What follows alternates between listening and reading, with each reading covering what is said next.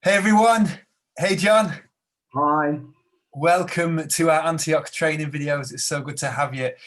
Today we are looking at this thing called the 12-stage planting loop. So I'm going to share it with you now. This beautiful foundational document that we have as Antioch.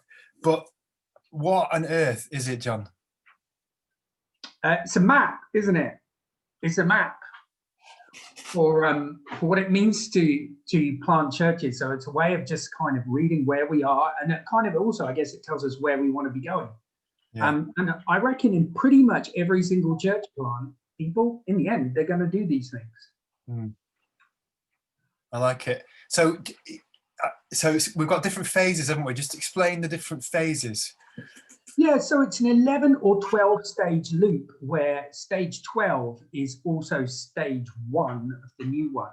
Yeah. And like you say, it's got 3 different phases and a green blob in the middle. And the green blob in the middle is obviously important. And the first one is like finding your leader. So in that case, the kind of church plant is really sitting between the ears of the church plant leader. And what we will be doing in the network is saying, well, who's the next leader? Now, obviously, one of the first things you might be thinking is, well, what if you actually already know what you want to do and you go out looking for a leader, which is something that we've obviously done. And that's when you kind of run bits of the church planting loop out of sequence, which does happen. I mean, that's a thing. But basically, here, the church plant starts almost between the ears of the leader, which ultimately it always does. I mean, like if your leader knows what they're doing and they know how, they have a vision for what they want to do, you're in pretty good shape. And if they don't, it's pretty much in a terrible state and it's probably going to fail. So when you say it's off, it might not always be in this order. What do you mean? Just explain that a little bit for guys, because they might see this and think, well, we're about up to stage 4 or 5 at the moment, but I'm not sure we've even done stage 3 or. So I would say in 3 church plants, none of which really kind of properly followed the sequence. I mean, so Longside, I really hope that someone would step up and say, hey, I want to do that. But he actually said to me, well, like, so what are we doing? Like, what's the goal here? So I ended up leading it, partly because I was the one who sort of had the vision for it. And people just said, well, where are we going with this? And that was fun. It was actually really helpful. So I thought long sight, and then we'll look for a leader. And people said, no, you're the leader. So I am to this day. In Rochdale, a whole bunch of people, in Rochdale, we said, we really need to plant to Rochdale. And then we went out and, as you know, recruited people to work into different parts of Rochdale. For us on the diverse network, get a young guy out of County Mayo and say, oh, go and plant into Asian Rochdale. You know what to do. I mean, it's not super intuitive. So in that case, we already had an area that we wanted to plant into. And we already had an idea of number 5 there, evangelism networks and opportunity. And then we got lead. And Cheetham Hill was the same. A bunch of people said, we would love to be a team in Cheetham Hill. Like, who's leading this? Do we need a leader? Hey, we're all, Gen Z or millennials. We don't need a leader. It's like, well, yes, you do.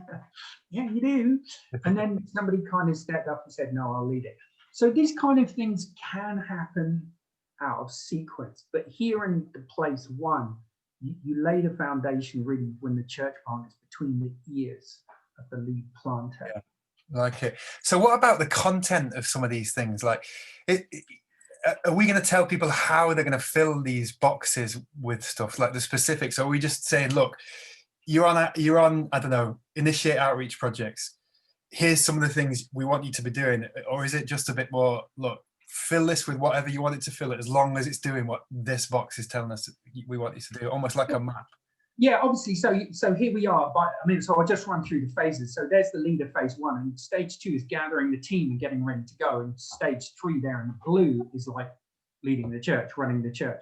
So like you say, what do we as the network do in the different parts of the loop? And that's really important. And that is very much shaped around the leader. I mean, there are some leaders who are great at just allowing people to sort of glue onto them. And and they then just know where to look in evangelism. Yeah. And in that case, it's actually someone within their team who knows what to do. But in other cases, like the whole team sort of might need steering. I mean, like, for example, over on your side, Ben, you've got a really strong suit in things like addiction issues. Yeah. So it's like they're saying, well, let's disciple these people. And you might be saying, well, yeah, disciple them. That's all great. They've got addiction issues. So that could be in like area 5, where networks and opportunities is you can steer them, you can help them, you can provide support. For me, it might be more that they're over on the diverse side. It's like, well, how do you connect with people who are seeking God, but who are actually moving through towns and cities pretty quickly? Yeah. So it just depends how much support, steering, guidance, and sometimes what kind of person they are, and what kind of relationship you have with them. Whether they welcome it. Yeah. One thing that's interesting for us, particularly on the estate side, is there's a season at the beginning where it's a season of prayer, it feels like, and that jump to identify worship space and then launch Sunday worship. I wonder if that happens. I mean, that's the established teaching, worship and prayer pattern, isn't it? And I wonder if there's a difference in the diverse and the estate side, because it feels like in the past there's been a longer gap between that and Sunday worship on the estate side to what it is on your side. I don't know. Is that true?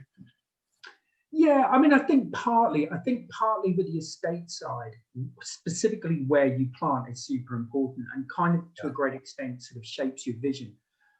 I do think that actually the color of these, that in some ways the colors are more important than these arrows.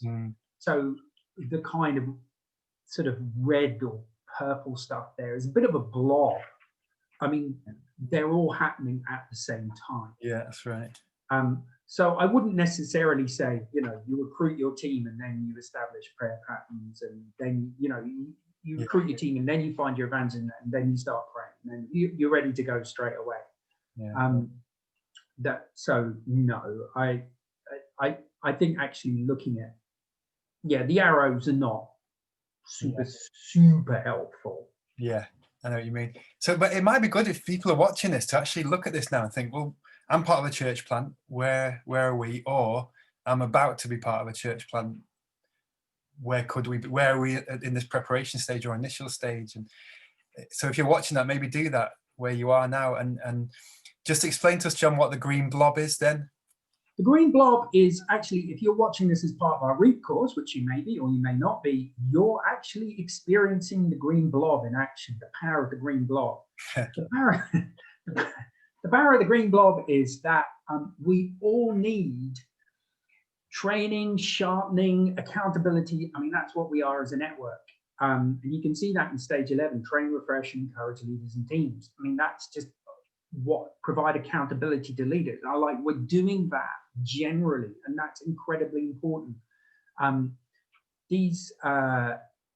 So it's a way of raising leaders. I mean, in fact, the entire Antioch network can be thought of as a kind of a leadership, a cradle of leaders. That's what we're all about. Yeah. And actually, that's why 2 out of the 4 blobs there in the blue are about that. Whereas in fact, there's so much more to church than 8 and 9.